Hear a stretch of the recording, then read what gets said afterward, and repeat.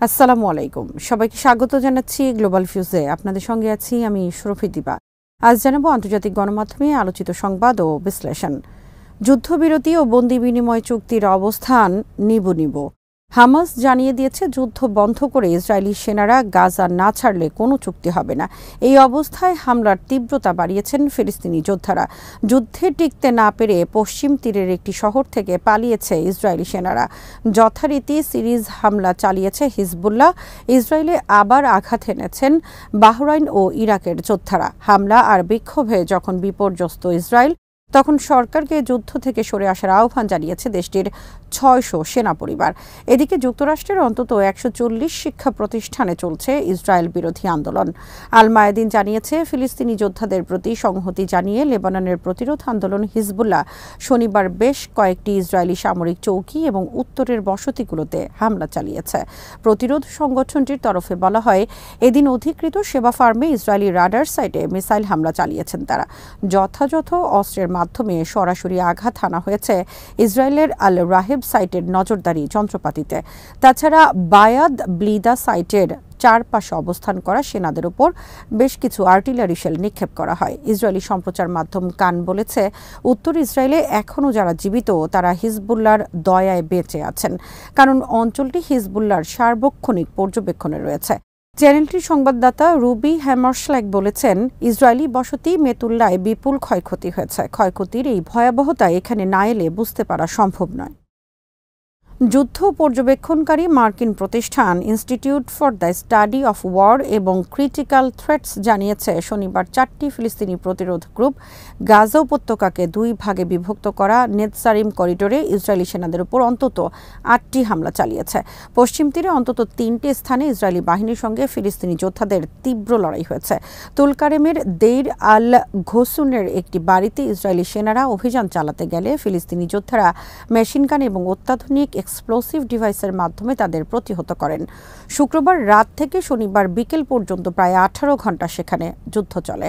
ইসরায়েলের ইয়েদিওথ আহরনোথ পত্রিকা বলেছে, লড়াইয়ে আল ইয়ামাম ইউনিটের এক সেনা কর্মকর্তা গুরুতর আহত হয়েছেন। তাকে আশঙ্কাজনক অবস্থায় হাসপাতালে ভর্তি করা হয়েছে এবং আল ঘোসুন শহর থেকে ইসরায়েলি সেনাদের প্রত্যাহার করে নেওয়া হয়েছে।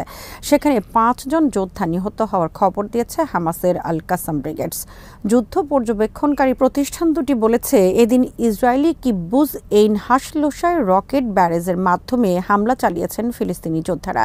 ইসলামিক রেজিস্ট্যান্স ইন ইরাক রোববার জানিয়েছে, ইরাকি ভূখণ্ড থেকে শনিবার ইসরায়েলের অত্যন্ত গুরুত্বপূর্ণ হাইফা বন্দরে ক্রুজ মিসাইল হামলা চালিয়েছেন তারা। হামলায় আরকাব নামের মিসাইল ব্যবহৃত হয়। এর মাধ্যমে টানা ৩ দিন ইসরায়েলি ভূখণ্ডে আঘাত হানলেন ইরাকি যোদ্ধারা। শুক্রবার মধ্যরাতে তেল আবিব এবং মৃত সাগরের গুরুত্বপূর্ণ লক্ষ্যবস্তু এবং বৃহস্পতিবার সন্ধ্যায় বেয়ার আল সাবের গুরুত্বপূর্ণ অবস্থানগুলোকে লক্ষ্য করে ক্রুজ ক্ষেপণাস্ত্র হামলা চালানো হয়। ইরাকি প্রতিরোধ সংগঠনের এই জোট বলেছে, গাজা ইসরায়েলি হামলা বন্ধ না হওয়া পর্যন্ত এ ধরনের হামলা চলতে থাকবে। অনেক বিশ্লেষক বলছেন, বেয়ার সাবের আব্রাহাম গোয়েন্দা সদর দফতর এবং তেল আবিবে মোসাদের গ্লিলোদ গোয়েন্দা কেন্দ্রে হামলা ইসরায়েলকে বড় দুশ্চিন্তায় ফেলবে, কারণ ঘটনাস্থলটি কিরিয়া থেকে মাত্র ৮ কিলোমিটার দূরে অবস্থিত, যেখানে ইসরায়েলি সরকার মন্ত্রিসভার বৈঠক করে থাকে। বাহরাইনের প্রতিরোধ আন্দোলন আল আশতার ব্রিগেডস জানিয়েছে, ফিলিস্তিনিদের উপর ইসরায়েলি গণহত্যার প্রতিবাদে তারা দ্বিতীয়বারের মতো ইসরায়েলি বন্দরে হামলা চালিয়েছেন। সংগঠনের তরফে বলা হয়, তারা ২রা মে অ্যাট্রাক ড্রোন ব্যবহার করে ইসরায়েলের দক্ষিণাঞ্চলীয় এইলাত বন্দরের গুরুত্বপূর্ণ স্থাপনাগুলোতে হামলা চালান। আরব বিশ্বে এইলাত বন্দর উম্মুর রাশ নামে পরিচিত। শনিবার এক বিবৃতিতে আল আশতার ব্রিগেডস বলেছে, অবরুদ্ধ গাজা উপত্যকায় ইসরায়েলি গণহত্যা বন্ধ না হওয়া পর্যন্ত এই হামলা চলতে থাকবে। এর আগে ২রা মে আল আশতার জানিয়েছিল, ২৭শে এপ্রিল এইলাত বন্দরে নজিরবিহীন হামলা চালিয়েছেন তারা। ফিলিস্তিনি প্রতিরোধ আন্দোলনের সিনিয়র সূত্রগুলো আল মায়াদিনকে জানিয়েছে, স্থায়ী যুদ্ধবিরতিতে ইসরায়েলের অস্বীকৃতির কারণে মধ্যস্থতা আলোচনা বড় বাধার সম্মুখীন হয়েছে। সূত্রগুলো জোর দিয়ে বলেছে, চুক্তিতে স্থায়ী যুদ্ধবিরতি নিয়ে স্পষ্ট বক্তব্য না থাকলে সমঝোতায় সম্মত হবেন না তারা। এএফপির খবরে বলা হয়, হামাসের এক এক সিনিয়র কর্মকর্তা শনিবার রাতে তাদের জানিয়েছেন, হামাস কোনো পরিস্থিতিতে যুদ্ধবিরতির এমন কোনো প্রস্তাবে একমত হবে না যেটাতে স্পষ্টভাবে যুদ্ধের সম্পূর্ণ সমাপ্তির কথা থাকবে না। তিনি আরও বলেন, যুদ্ধের সম্পূর্ণ অবসান এবং সমগ্র গাজা উপত্যকা থেকে ইসরায়েলি বাহিনীর প্রত্যাহার ছাড়া চুক্তির প্রশ্নই আসে না। নাম প্রকাশে অনিচ্ছুক হামাসের ওই কর্মকর্তা গাজায় আগ্রাসন বন্ধের বিষয়টি যুক্ত না করে কেবল বন্দীদের মুক্তি নিয়ে চুক্তি করার ইসরায়েলের প্রচেষ্টার নিন্দা জানান। এর আগে ইসরায়েলের এক কর্মকর্তা জানান, যুদ্ধের অবসান ঘটানোর যে দাবি হামাস করছে তা চুক্তির সম্ভাবনাকে ব্যর্থ করে দিচ্ছে। ওই কর্মকর্তা বলেন, চুক্তির বিষয়ে ইতিবাচক ইঙ্গিত পেলেই কেবল তারা কায়রোতে প্রতিনিধি দল পাঠাবেন। হামাস শুক্রবার জানিয়েছিল, যুদ্ধবিরতি ও বন্দি বিনিময় আলোচনায় তাদের মনোভাব ইতিবাচক। এই লক্ষ্যে যুক্তরাষ্ট্র, মিশর ও কাতারের মধ্যস্থতাকারীদের সঙ্গে আলোচনা করতে শনিবার কায়রোতে প্রতিনিধি দলও পাঠিয়েছেন তারা। হামাস বারবার বলেছে, তারা এমন একটি চুক্তিতে পৌঁছানোর ব্যাপারে দৃঢ় প্রতিজ্ঞ যা ফিলিস্তিনি জনগণের দাবিগুলোকে সুরক্ষিত করবে। এই দাবিগুলোর মধ্যে রয়েছে ইসরায়েলি আগ্রাসন বন্ধ করা, গাজা থেকে সেনা প্রত্যাহার, বাস্তুচ্যুত ফিলিস্তিনিদের বাড়িঘরে প্রত্যাবর্তন এবং গাজার পুনর্গঠন। ইসরায়েলি সংবাদপত্র মারিফ জানিয়েছে, গাজার সর্বদক্ষিণের শহর রাফা, যেখানে প্রায় ১৩ লাখ ফিলিস্তিনি উদ্বাস্তু আশ্রয় নিয়েছেন, সেখানে হামলার পরিকল্পনা থেকে সরে আসার আহ্বান জানিয়েছেন গাজা যুদ্ধে অংশ নেওয়া ৬ শতাধিক ইসরায়েলি সেনার পরিবার। প্রতিরক্ষা মন্ত্রী ইয়োভ গালান্ট এবং সেনাপ্রধান হার্জি হালেভিকে লেখা এক চিঠিতে এই আহ্বান জানান তারা। গালান্ট এবং হালেভির প্রতি অনাস্থা প্রকাশ করে চিঠিতে তারা বলেছেন, এই হামলা সেনাদের মৃত্যু ফাঁদ তৈরি করতে পারে। গত সপ্তাহে ইসরায়েলি সম্প্রচার মাধ্যম চ্যানেল 12 খবর দিয়েছিল, ইসরায়েলি প্রতিরক্ষা বাহিনীর ৩০ সদস্য রাফায় স্থল হামলার জন্য তৈরি হওয়ার নির্দেশ মানতে অস্বীকার করেছেন। খবরে এই অস্বীকৃতির প্রাথমিক কারণ হিসেবে ক্লান্তির কথা উল্লেখ করে বলা হয়, গাজায় ৭ মাস যুদ্ধ করার পর সেনাদের আর মানসিক ও শারীরিকভাবে যুদ্ধ চালিয়ে যাওয়ার সক্ষমতা নেই। রয়টার্স জানিয়েছে, প্রধানমন্ত্রী বেনিয়ামিন নেতানিয়াহুর বিরুদ্ধে শনিবার বিক্ষোভ করেছেন লাখ লাখ ইসরায়েলি। দেশের ৭০টি জায়গায় বিক্ষোভ হয়েছে বলে জানিয়েছে ইসরায়েলি সংবাদপত্র ইয়েদিওথ আহরোনথ। খবরে বলা হয়, রাতে তেল আবিবের বিভিন্ন সড়কে জড়ো হয়ে বিক্ষোভকারীরা নেতানিয়াহুর সরকারের পদত্যাগের পাশাপাশি বন্দীদের মুক্ত করতে হামাসের সঙ্গে চুক্তির দাবিও জানান। রাজধানীর বিভিন্ন সড়ক দীর্ঘ সময় ধরে অবরোধ করে রাখেন তারা। জেরুজালেমেও নেতানিয়াহুর পদত্যাগের দাবিতে বিক্ষোভ হয়। সেখানে বিক্ষোভকারীদের সঙ্গে আইনশৃঙ্খলা বাহিনীর সংঘর্ষ হয় বলে জানিয়েছে স্থানীয় মিডিয়া। প্যারিস স্কোয়ারে বিক্ষোভকারীরা জড়ো হওয়ার পর পুলিশ তাদের সরিয়ে দেওয়ার চেষ্টা করলে এই সংঘর্ষ শুরু হয়। বিক্ষোভের অন্যতম উদ্যোক্তা এরান শুয়ার্টস বলেছেন, এই ধ্বংসাত্মক সরকার ৭ই অক্টোবর চরম ব্যর্থতার মাধ্যমে ইসরায়েলকে বিপর্যয়ের দিকে নিয়ে গেছে। এখন বন্দীদের ফিরিয়ে না এনে বিষাক্ত পরিকল্পনা নিয়ে এগোচ্ছে তারা।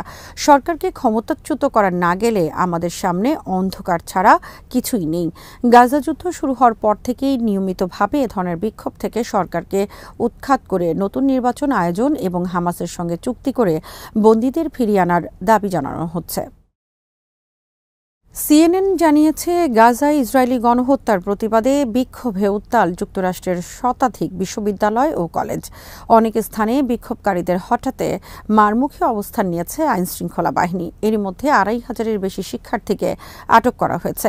কিন্তু এতে বিক্ষোভ কমছে না, বরং বাড়ছে। বিশ্ববিদ্যালয়গুলোতে স্নাতক সমাপনী অনুষ্ঠানের সময় ঘনিয়ে আসছে। এমন পরিস্থিতিতে এসব অনুষ্ঠান বাতিল করেছে কোনো কোনো বিশ্ববিদ্যালয়, কোনোটি পিছিয়ে দেওয়া হচ্ছে। বিক্ষোভে উত্তাল ৪টি বিশ্ববিদ্যালয়ে চলতি সপ্তাহের শেষে স্নাতক সমাপনী অনুষ্ঠান হওয়ার কথা রয়েছে। শিক্ষার্থীরা হুমকি দিয়েছেন, তাদের দাবি মানা না হলে এসব আয়োজন বর্জন ও অনুষ্ঠানের স্থল থেকে বেরিয়ে আসা সহ বিকল্প কর্মসূচি নিয়ে ভাবছেন তারা। গাজা ইসরায়েলের হামলা বন্ধ এবং ইসরায়েল সংশ্লিষ্ট প্রতিষ্ঠানগুলোর সঙ্গে ব্যবসায়িক সম্পর্ক ছিন্ন করতে বিশ্ববিদ্যালয়গুলোর প্রতি দাবি জানিয়ে গত ১৭ এপ্রিল প্রথম আন্দোলনে নামেন কলাম্বিয়া বিশ্ববিদ্যালয়ের নিউ ইয়র্ক ক্যাম্পাসের শিক্ষার্থীরা। এরপর দেশটির ৪৫টি অঙ্গরাজ্যের প্রায় ১৪০টি শিক্ষা প্রতিষ্ঠানে বিক্ষোভ ছড়িয়েছে। দেশজুড়ে শিক্ষার্থীদের চলমান আন্দোলন দমনে বেশিরভাগ বিশ্ববিদ্যালয় কর্তৃপক্ষ মারমুখী অবস্থান নিলেও কিছু বিশ্ববিদ্যালয় সমঝোতার চেষ্টা করছে। ব্রাউন ইউনিভার্সিটি ইউনিভার্সিটিতে তাঁবু গেড়ে বিক্ষোভ শুরু করেছিলেন শিক্ষার্থীরা। তবে বিশ্ববিদ্যালয় কর্তৃপক্ষ শান্তিপূর্ণভাবে আন্দোলন চালিয়ে গেলে কোনো বাধা দেয়া হবে না বলে শিক্ষার্থীদের আশ্বস্ত করেছে। একই শর্তে বিক্ষোভরত শিক্ষার্থীদের সঙ্গে সমঝোতা করেছে ইলিনয়ের north western university, Rutgers university, Evergreen State College, university of মিনেসোটার মতো কিছু বিশ্ববিদ্যালয়। এছাড়া ইউনিভার্সিটি অফ ক্যালিফোর্নিয়া ও ওয়েসলিয়ান ইউনিভার্সিটির মতো আরও কিছু বিশ্ববিদ্যালয় তাঁবু গেড়ে শিক্ষার্থীদের বিক্ষোভ চালিয়ে যাওয়ার অনুমতি দিয়েছে।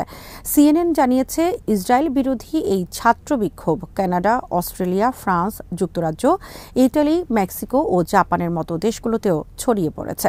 দেশগুলোর অনেক বিশ্ববিদ্যালয়ে তাঁবু টাঙিয়ে লাগাতার বিক্ষোভ চলছে। আনাদুলুর খবরে বলা হয়, মার্কিন সিনেট সদস্য বার্নি স্যান্ডার্স দেশটির বিশ্ববিদ্যালয়গুলোতে চলমান ফিলিস্তিনপন্থী ছাত্র আন্দোলনের পক্ষে নিজের সমর্থন জানিয়েছেন। এক্সে শেয়ার করা টুইটে বার্নি এই অবস্থান ব্যক্ত করে লিখেছেন, 1962 সালে শিকাগো ইউনিভার্সিটিতেও বর্ণবাদী নীতিমালার প্রতিবাদে অবস্থান কর্মসূচি নিয়েছিলাম। 63 সালে পৃথক বর্ণের শিক্ষার্থীদের জন্য আলাদা স্কুলের বিরোধিতা করে আন্দোলনের সময় আমি গ্রেফতার হয়েছিলাম, কিন্তু আমরা সঠিক ছিলাম। গাজা ইসরায়েলি আগ্রাসনের বিরোধিতা করে এই সিনেটর লেখেন, আমি গর্বিত যে আজ শিক্ষার্থীরা গাজায় চলমান যুদ্ধের বিরোধিতা করছে। তিনি আন্দোলনকারীদের প্রতি শান্তিপূর্ণ উপায়ে লক্ষ্য হাসিলের আহ্বান জানিয়ে লেখেন, লক্ষ্যে দৃষ্টি নিবদ্ধ রেখে শান্তিপূর্ণভাবে এগিয়ে যাও। তোমরা ইতিহাস বইয়ের সঠিক পৃষ্ঠাতেই আছো। প্রেস টিভি জানিয়েছে, গাজায় গণহত্যা বন্ধে ইসরায়েলের সঙ্গে সম্পর্ক ছিন্ন করতে মুসলিম দেশগুলোর প্রতি আহ্বান জানিয়েছে ইরান। গাম্বিয়ার রাজধানী বনজুলে শনিবার ইসলামী সহযোগিতা সংস্থা বা OICর 15তম শীর্ষ সম্মেলনে দেয়া বক্তব্যে ইরানের পররাষ্ট্রমন্ত্রী হোসেন আমির আবদুল্লাহিয়ান বলেন, ফিলিস্তিনি জাতি এখন যে চরম প্রতিকূলতা ও দুর্ভোগের মধ্যে পড়েছে, নিশ্চিতভাবে তা কেটে যাবে। কিন্তু এই কঠিন সময়ে মুসলিম দেশগুলোকে কিভাবে ফিলিস্তিনি জনগণের পক্ষে কতটুকু দাঁড়াতে পেরেছে তা ইতিহাস হয়ে থাকবে। ইরানের পররাষ্ট্রমন্ত্রী বলেন, ইসরায়েলের সঙ্গে কূটনৈতিক ও অর্থনৈতিক সম্পর্ক ছিন্ন করলে তা নিঃসন্দেহে গাজায় গণহত্যা ও পশ্চিম তীরে নৃশংস দমন অভিযান বন্ধ করতে উল্লেখযোগ্য ভূমিকা রাখবে। তিনি বলেন, গাজা পরিস্থিতি একথা সুস্পষ্টভাবে প্রমাণ করেছে, ফিলিস্তিনি প্রতিরোধ আন্দোলনকে ধ্বংস করার ইসরায়েলি বাসনা দিবাস্বপ্ন ছাড়া আর কিছুই নয়। OIC সম্মেলনে তুরস্কের পররাষ্ট্রমন্ত্রী হাকান ফিদান বলেছেন, দখলদারিত্বের বিরুদ্ধে প্রতিরোধ এখন আর ইসরায়েল ও ফিলিস্তিনের মধ্যকার সংঘাত নয়, বরং এটি সারা বিশ্বের নিপীড়ক ও নিপীড়িতদের মধ্যকার লড়াইয়ে পরিণত হয়েছে। তিনি বলেন, দখলদারিত্ব প্রতিরোধে ইসরায়েলের বিরুদ্ধে এখনই পদক্ষেপ না নিলে ভবিষ্যতে আরও খারাপ অবস্থা তৈরি হতে পারে। তিনি সতর্ক করে বলেন, রাফায় ইসরায়েলের পরিকল্পিত আগ্রাসনের ফলে ওই অঞ্চলে একটি অভূতপূর্ব বিপর্যয় ঘটতে পারে। তেল আবিবকে এই অপরাধের জন্য জবাবদিহি করতে হবে। তিনি বলেন, ফিলিস্তিনিদের ওপর নিপীড়ন বন্ধ করতে এবং একটি দ্বিরাষ্ট্রীয় সমাধানে পৌঁছানোর জন্য বিশ্বের সব দেশকে ইসরায়েলের উপর চাপ বাড়াতে হবে এবং আন্তর্জাতিক আইন লঙ্ঘনের দায়ে ইসরায়েলকে অপরাধীর কাঠগড়ায় দাঁড় করাতে হবে। ইসরায়েলি নিউজ সাইট ক্যালকালিস্ট বলেছে, তুরস্কের বাণিজ্য নিষেধাজ্ঞা ইসরায়েলিদের উপর কয়েকদিনের মধ্যেই বড় প্রভাব ফেলবে। খবরে বলা হয়, গাজা যুদ্ধকে কেন্দ্র করে তুরস্কের নেওয়া পদক্ষেপগুলোকে হুমকি হিসেবেই মনে করা হচ্ছিল, কিন্তু এই নিষেধাজ্ঞা ইসরায়েলিদের মধ্যে বিস্ময় তৈরি করেছে। ক্যালকালিস্ট বলেছে, আমদানির বিকল্প উৎস খুঁজে পাওয়া সময় সাপেক্ষ। এমনকি অন্য কোনো দেশের সঙ্গে চুক্তি হলেও তুর্কি পণ্যের চেয়ে এর দাম অনেক বেশি হতে পারে। দ্য ন্যাশনালের খবরে বলা হয়, দ্বিপক্ষীয় বাণিজ্যে তুরস্কের ওপর ইসরায়েলের নির্ভরশীলতা ক্রমেই বেড়ে চলছিল। আঙ্কারার রফতানির তালিকাও বেশ বৈচিত্র্যপূর্ণ। এতে রয়েছে ডিম, শাকসবজি ও কাপড়ের মতো নিত্য প্রয়োজনীয় পণ্য থেকে ইলেকট্রনিক, লোহা, প্লাস্টিক ও ইস্পাতের বিভিন্ন খাতের পণ্য। তারা লিখেছে, এই নিষেধাজ্ঞার প্রভাব যুদ্ধের বোঝা ঘাড়ে চাপা ইসরায়েলের উপর ব্যাপক হতে পারে, কারণ ভৌগোলিক নৈকট্য, প্রতিযোগিতামূলক উৎপাদন খরচ ও গুণগত মানের কারণে তুরস্ক কয়েক বছরে ইসরায়েলের শীর্ষ রফতানিকারক হয়ে উঠেছে। আল জাজিরা জানিয়েছে, একদিকে ইসরায়েলি হামলা চলছে, অন্যদিকে হামলার তীব্রতা বাড়িয়েছেন ফিলিস্তিনি যোদ্ধারা। এই যুদ্ধ শেষ হওয়ার কোনো লক্ষণ নেই। 7 অক্টোবর শুরু হওয়া ইসরায়েলি হামলায় এ পর্যন্ত 34,654 জন ফিলিস্তিনি নিহত হয়েছেন বলে জানিয়েছে গাজার স্বাস্থ্য মন্ত্রণালয়। আজ এখানেই শেষ করছি। সবাই ভালো থাকুন, সুস্থ থাকুন আর দেখতে থাকুন বিডি ভিউজ। চ্যানেলটি ভালো লাগলে সাবস্ক্রাইব করুন। সংযুক্ত থাকুন আমাদের ফেসবুক পেজে। আল্লাহ হাফেজ।